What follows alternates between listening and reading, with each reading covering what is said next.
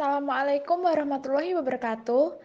Di sini kami dari kelompok 5 akan menjelaskan mengenai kegiatan pengumpulan dana bank yang beranggotakan Krisma Mardani Ningtyas, Ayumi Cynthia Hernanda, dan Ali Muhammad Rizky. Assalamualaikum warahmatullahi wabarakatuh. Perkenalkan, nama saya Ali Muhammad Rizky, ingin membahas tentang penghimpunan dana.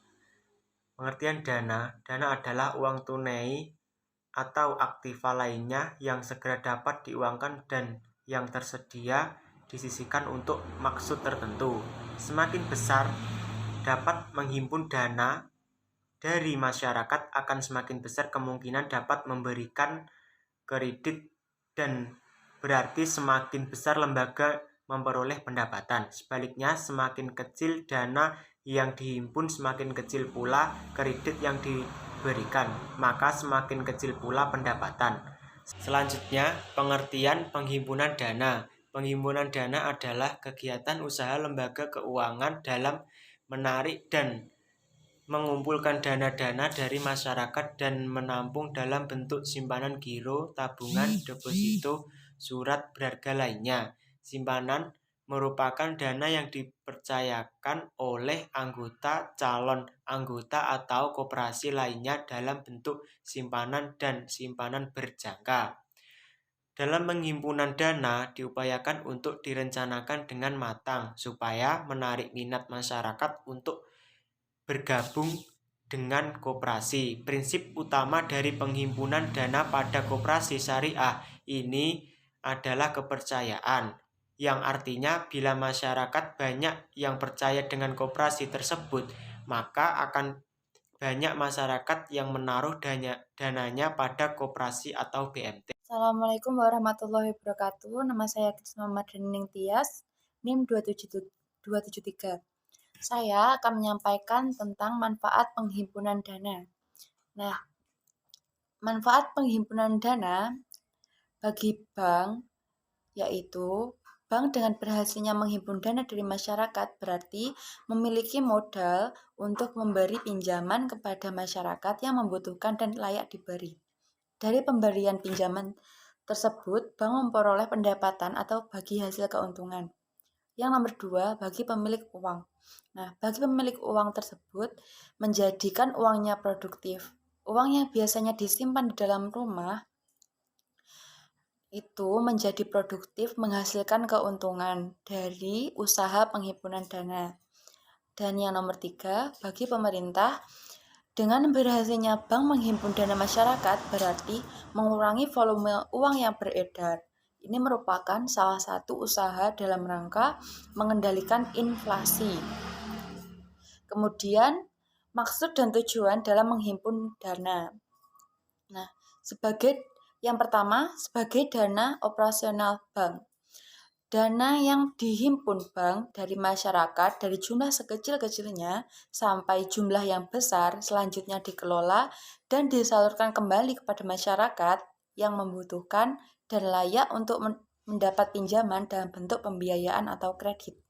Nomor 2, sebagai alat atau cara pemerintah dalam melaksanakan kebijakan moneter.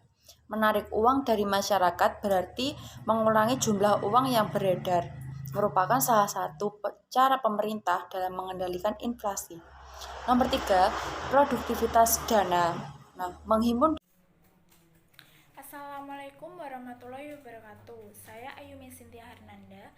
Di sini saya akan menjelaskan mengenai sumber dana dan karakteristiknya dan strategi pengumpulan dana. Pertama, sumber dana dan karakteristiknya.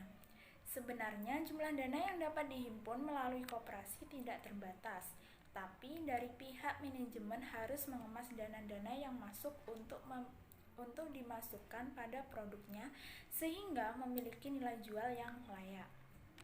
Prinsip simpanan BMT atau koperasi syariah yaitu ada dua, yaitu prinsip wadiah dan prinsip mudorobah.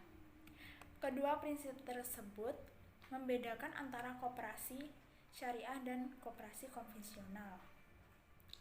Yang pertama, prinsip wadiah. Prinsip wadiah sendiri adalah titipan.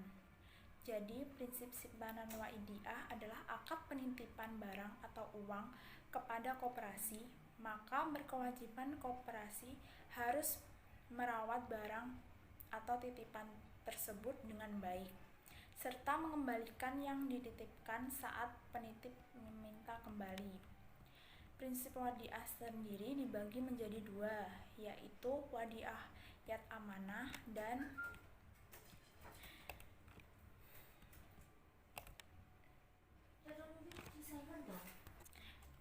wadiah yad dumanah. Prinsip mudharabah. Prinsip mudharabah merupakan akad kerja sama modal dari pemilik dana dengan pengelola dana atau pengusaha atas dasar bagi hasil. Dalam hal penghimpunan dana, BMT berfungsi sebagai mudharib dan menyimpan sebagai sohibul ma'al. Prinsip ini dapat dikembangkan untuk semua jenis simpanan di BMT.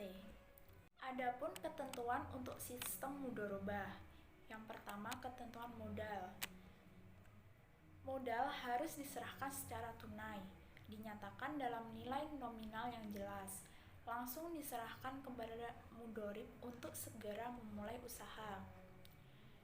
Yang kedua, pembagian hasil. Pembagian hasil nisbah bagi hasil harus disepakati di awal perjanjian. Selanjutnya, pembagian hasilnya dapat dilakukan saat mudharib telah mengembalikan seluruh modalnya atau sesuai dengan periode tertentu yang telah disepakati. Resikonya ialah bila terjadi beberapa trik yang dapat diterapkan meliputi: yang pertama, mewujudkan profesionalisme manajemen koperasi baik dari sisi administrasi, pelayanan, dan pelaporan. Yang kedua, meraih dukungan dari tokoh agama dan masyarakat. Yang ketiga, menanamkan kepada umat bahwa koperasi syariah atau BMT adalah lembaga dari, oleh, dan untuk umat serta bukan hanya untuk memperkaya keluarga atau kelompok tertentu. Yang keempat, menanamkan bahwa koperasi syariah atau BMT adalah lembaga yang strategis untuk mewujudkan dakwah dan pemberdayaan kaum duafa.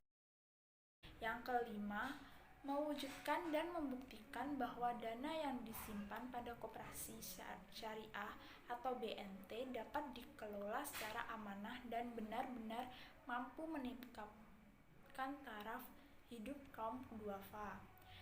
Yang keenam, membuktikan bahwa hasil dari koperasi syariah atau BMT dapat bersaing dengan lembaga lain. Selanjutnya, prosedur administrasi koperasi syariah atau BMT lebih mudah dan aman. Selanjutnya, yang terakhir adalah menunjukkan sikap proaktif dan menjemput setiap transaksi yang terjadi pada kecil maupun besar. Sekian dari saya. Wassalamualaikum warahmatullahi wabarakatuh.